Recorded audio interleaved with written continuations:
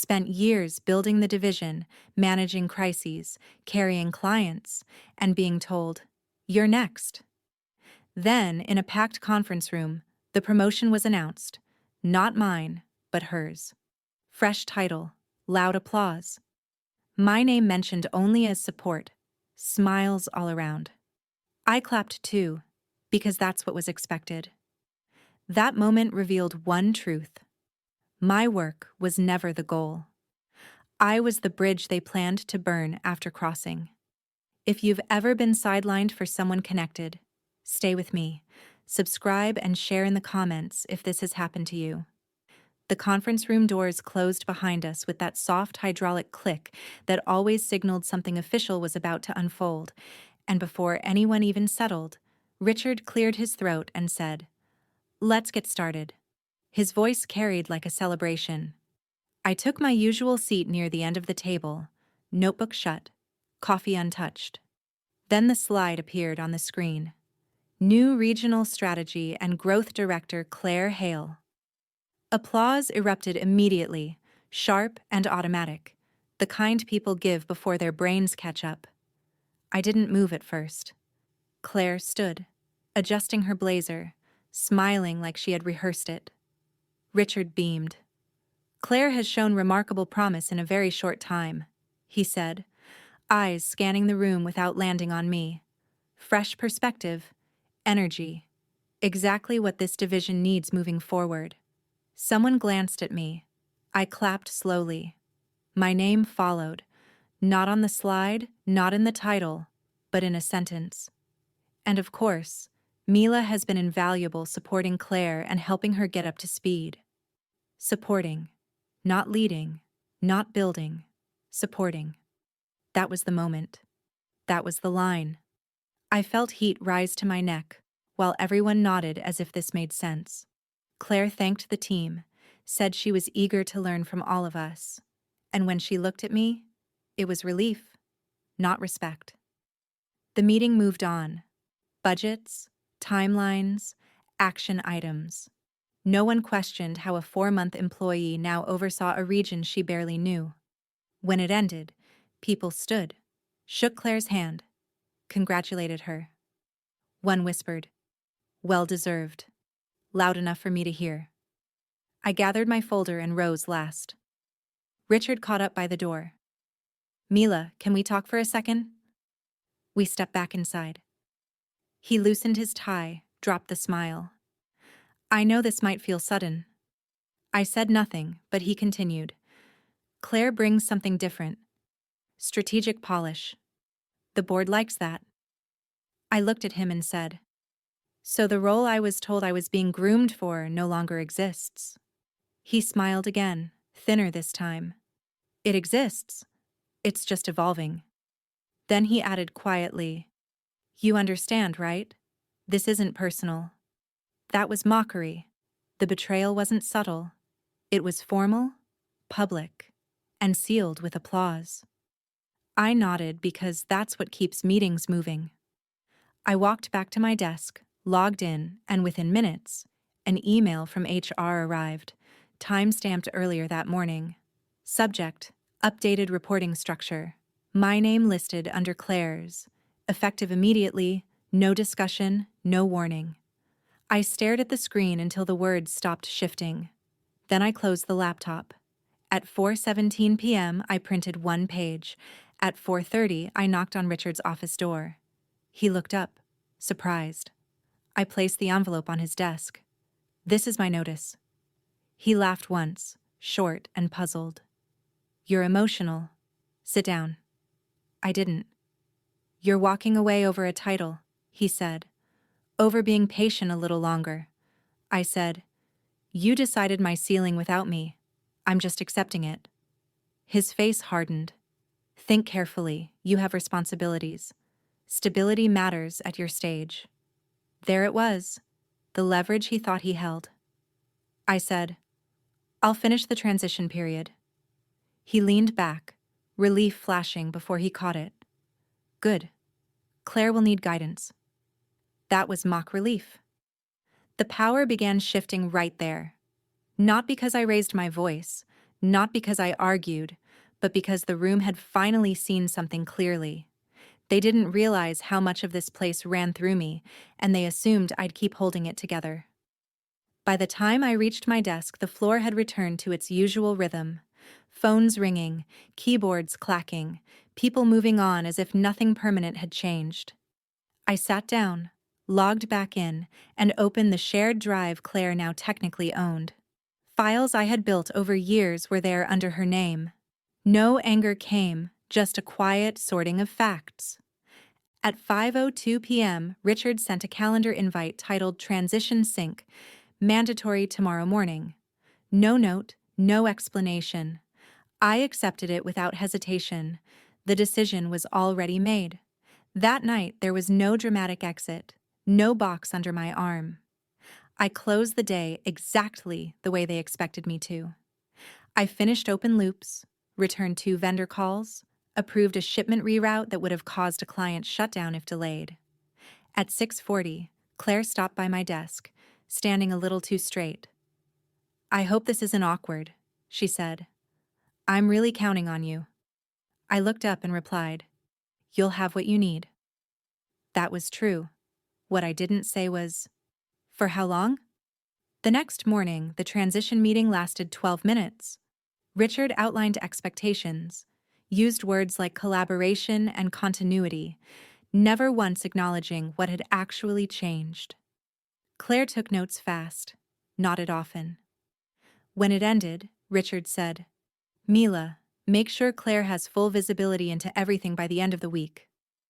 Not by the end of my notice, by the end of the week. I said, "Understood." After they left, I opened a new document and began listing dependencies, accounts that escalated directly to me, vendors who bypassed procurement because timelines mattered, processes that only worked because someone made judgment calls instead of following flowcharts. It wasn't proprietary, it was practical, and most of it lived in people, not systems. By noon, the first crack appeared. A supplier emailed Claire asking for confirmation on a reroute tied to a delayed shipment. She forwarded it to me with one line, "Can you take this?" I replied with instructions instead of taking over. 10 minutes later, she returned to my desk whispering, "They're pushing back." I stood, walked her through the call, and watched as she repeated my words. Slightly off, missing the pressure points. It worked anyway, because the supplier recognized my name in the background. That became the pattern for the rest of the day. Requests came to her, stalled, then slid sideways to me. I didn't block them. I didn't fix them silently either. I stayed visible. At 3:15, Richard called me into his office. "I want to be clear," he said. "We need stability during this transition." I said, "You'll get exactly what's been agreed to." He studied me, searching for something. Anger, bluff, weakness. He didn't find it. When I walked out, my badge still worked, my access unchanged, but the balance had shifted. They thought they'd secured cooperation. What they'd actually done was put a clock on everything that had quietly held their structure together. The following day, the tone changed. Richard didn't bother with pretense anymore.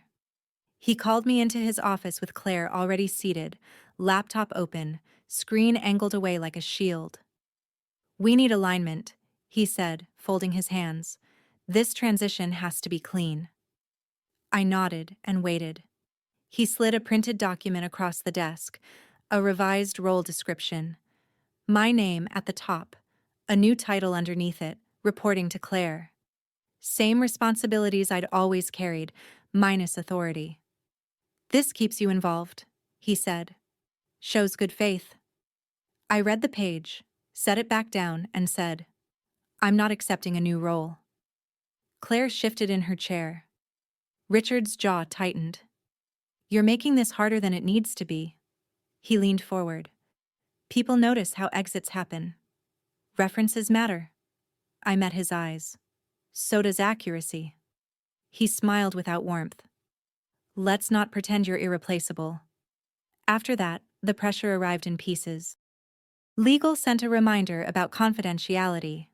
HR emailed asking for a detailed knowledge transfer schedule broken down by hour. Operations flagged my approvals for secondary review. None of it stopped my work, but all of it signaled the same thing: comply quietly or be framed as the problem. Claire tried a different approach. She caught me near the copier and said, "I don't want this to be adversarial." I said, "Then don't make it that." She asked me to walk her through an account escalation that had bypassed her inbox entirely.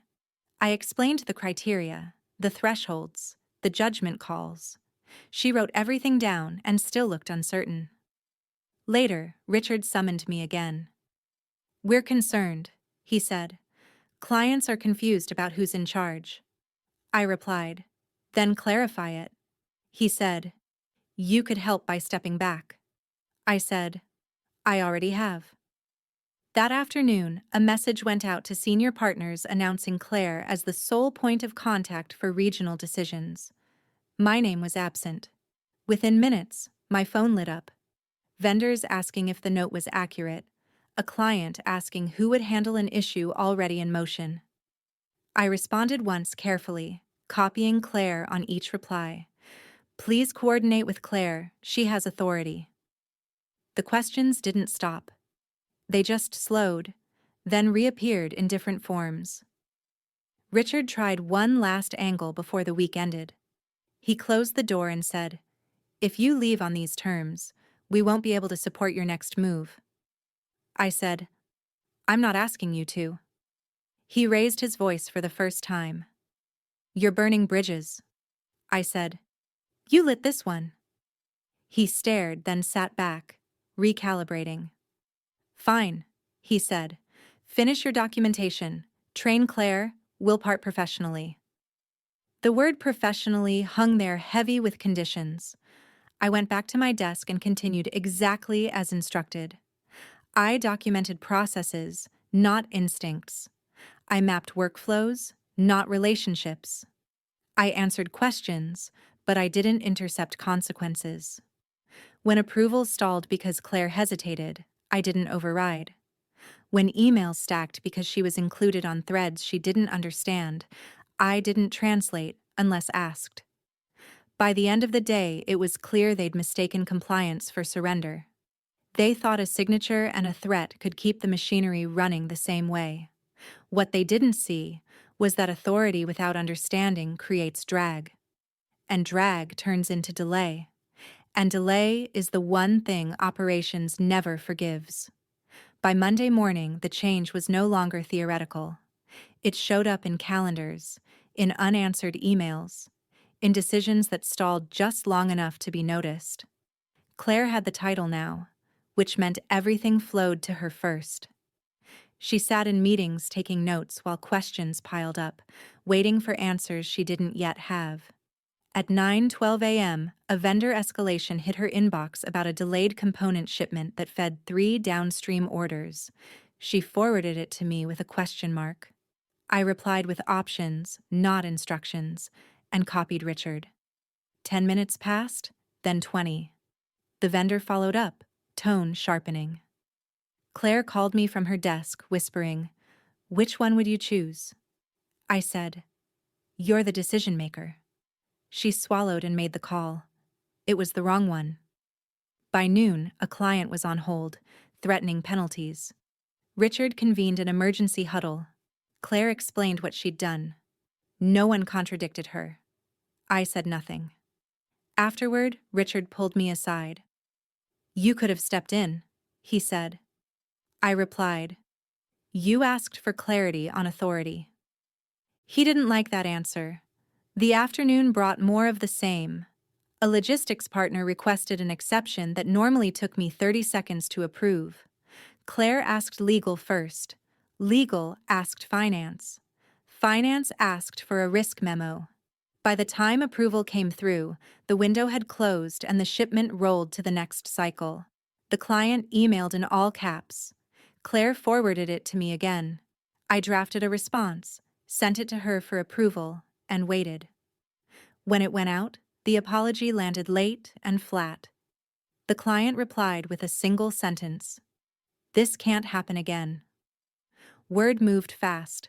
Vendors started double-checking everything. Clients asked for confirmations they'd never needed before.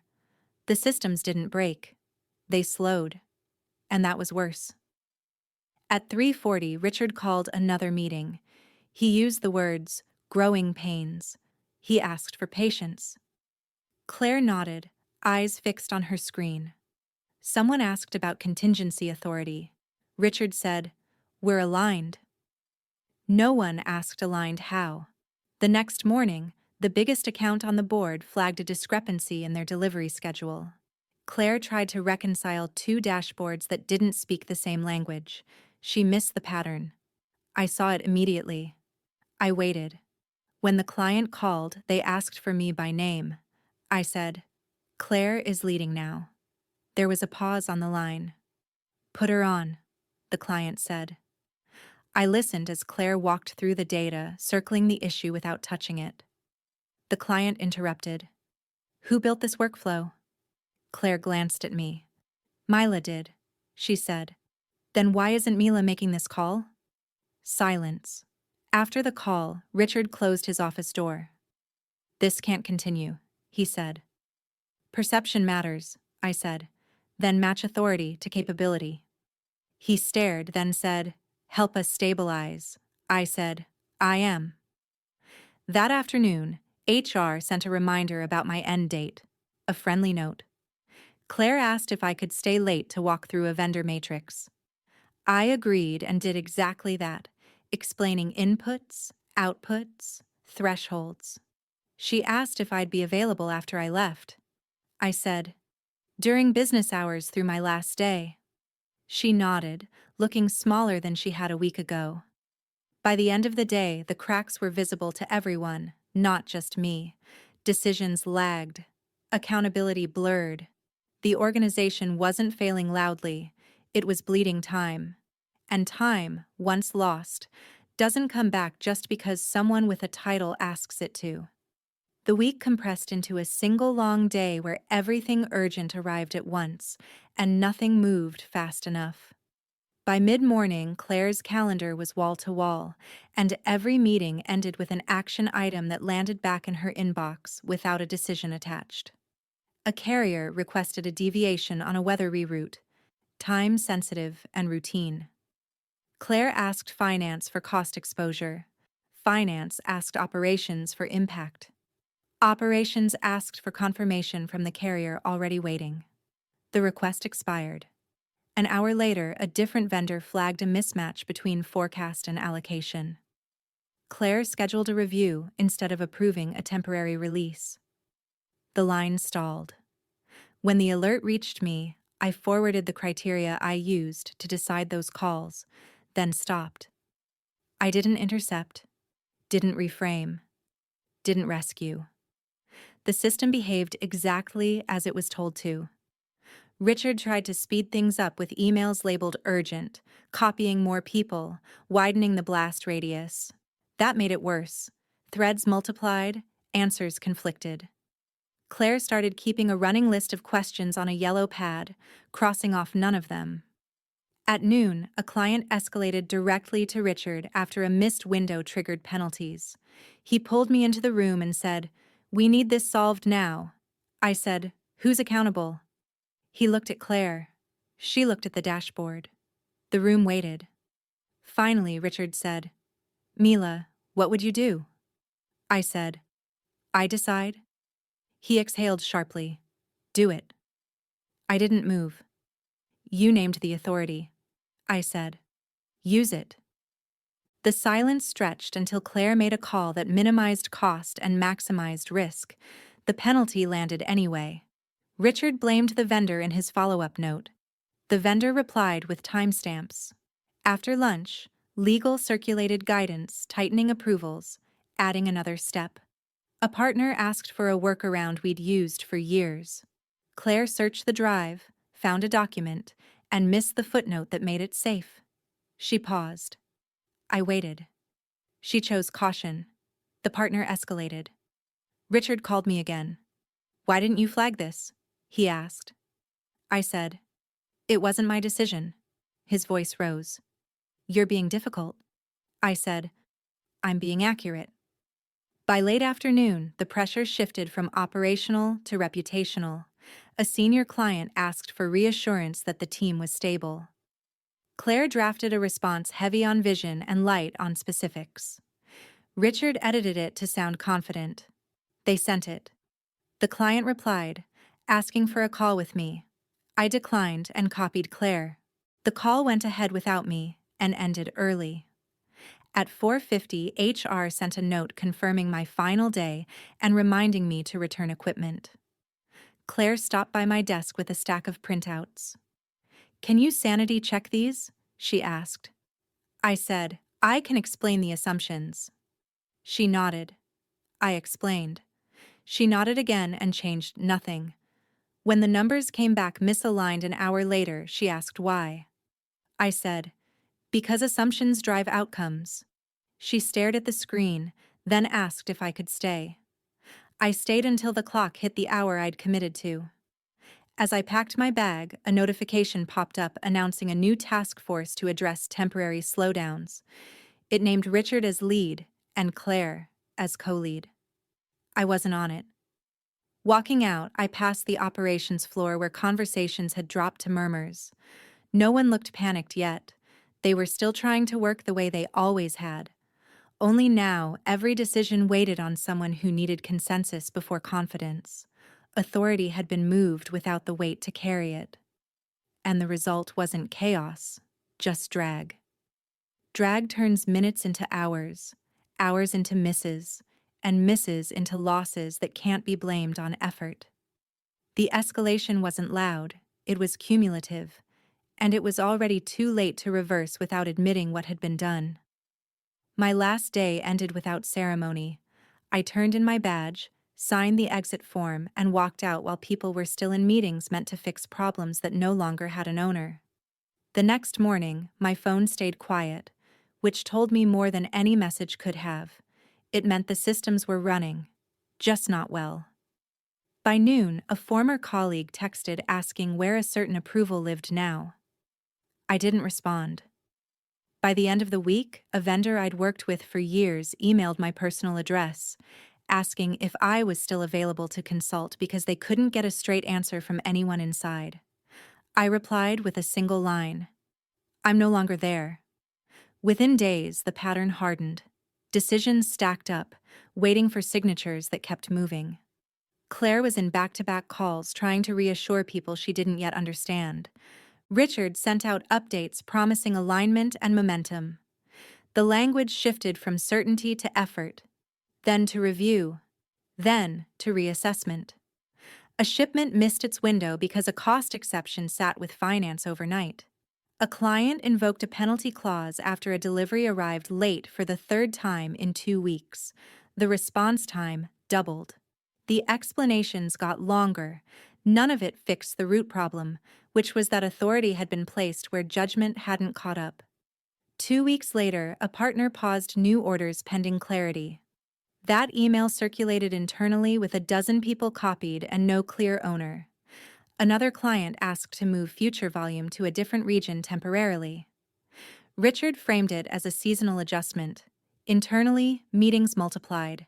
Externally, trust thinned.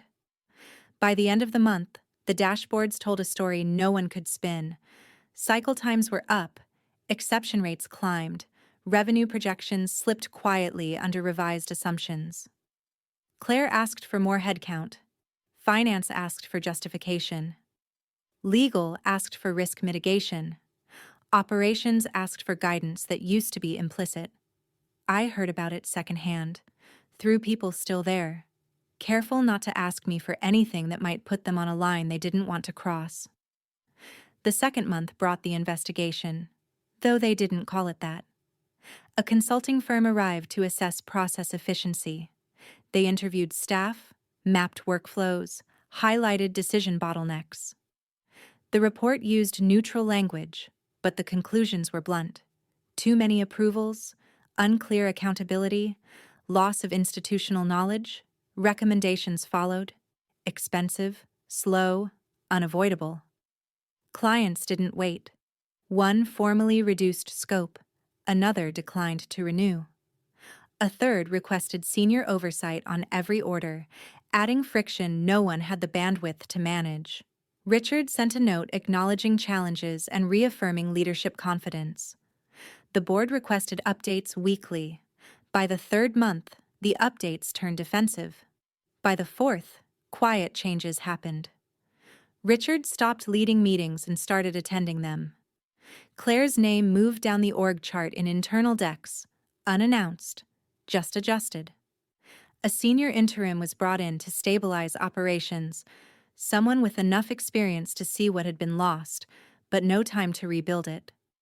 The losses were no longer theoretical. A region that had run tight now missed forecasts by wide margins. Penalties accumulated. Vendors tightened terms. The culture shifted from execution to explanation. I stayed out of it. I didn't comment. I didn't celebrate. I watched from a distance as the consequences unfolded in exactly the order they always do when decisions outrun understanding. By the 6th month, the restructuring memo went out. It used words like refocus and realign. Richard's role was eliminated. Claire transitioned to a different function with a narrower scope. No announcements, no blame, just changes.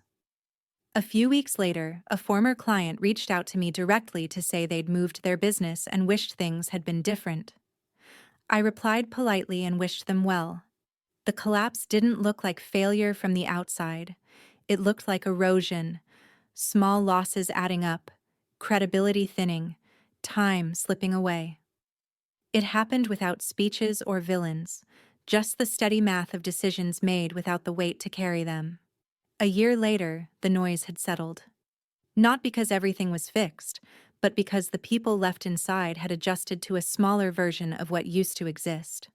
I knew this not from gossip, but from the tone of the calls I received once my name stopped being sensitive to mention. Former clients reached out first, careful at the start, then direct. They didn't ask what happened. They already knew. They asked where I was and whether I was available. I was. I'd taken a role that fit the way I actually worked. Fewer layers, clear authority, expectations tied to outcomes instead of optics. No speeches, no promises, just accountability. The work moved that mattered. From time to time, I crossed paths with people from my old company at industry events.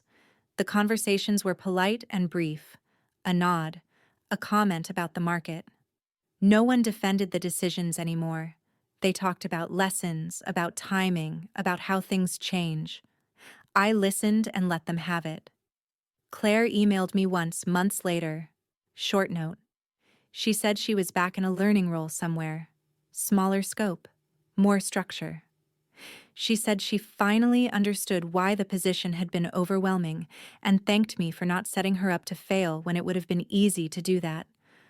I replied with one sentence wishing her well. That was enough. As for Richard, his name surfaced. Occasionally, usually attached to phrases like consulting or advising. Nothing permanent, nothing that required ownership. I didn't feel anything about it. What mattered to me had already been resolved. The line that was crossed in that conference room stayed crossed, and the consequences that followed didn't require my participation to be complete. The most telling moment came on an ordinary afternoon when a former colleague called frustrated, not angry, just tired. "I wish they'd listen to you," she said. I told her they did listen. They just chose something else. There's a difference people don't like to admit. The story people want is one where someone storms out and everything explodes immediately. That isn't how it usually works. Most of the time, it's quieter. Someone leaves. The work still gets done for a while. Then decisions slow. Then trust thins. Then the math catches up. By the time the lesson is clear, the person who could have prevented it is already gone. That's not revenge. That's gravity. I didn't win because I outplayed anyone. I won because I stopped compensating for decisions I didn't make. I didn't argue, didn't threaten, didn't sabotage. I let roles mean what they were labeled. I let authority carry its own weight. Everything after that was inevitable. If there's a reason I'm telling this now, it isn't to settle scores. It's because I know how common this is, especially for people who've been steady for a long time and mistaken steadiness for consent. When you're reliable, people assume you'll absorb whatever they put on you. When you stop, they call it disruption. It isn't. It's alignment. Walking away didn't make me brave. It made things honest, and honesty, once introduced, doesn't need help doing its work. If this sounds familiar, you already know what I'm talking about. Share your thoughts in the comments. And if you want more stories like this, where outcomes speak louder than speeches, subscribe and stay with me. I didn't leave because I was angry. I left because I finally saw where the real strength had been hiding the whole time. It wasn't in titles, meetings, or promises. It was in the quiet work I did every day without an audience, the files I kept clean, the decisions I documented, the relationships I maintained without needing permission. When everything fell apart, none of it was dramatic. It was procedural. What surprised me most wasn't how quickly things slowed after I left. It was how little anyone understood why they'd ever worked at all. People thought momentum came from authority. It didn't. It came from preparation, from noticing patterns before they became problems, from knowing which call mattered and which one could wait. That kind of strength doesn't announce itself. It holds things together until the moment it's removed. I used to think patience meant staying quiet and waiting my turn. I was wrong.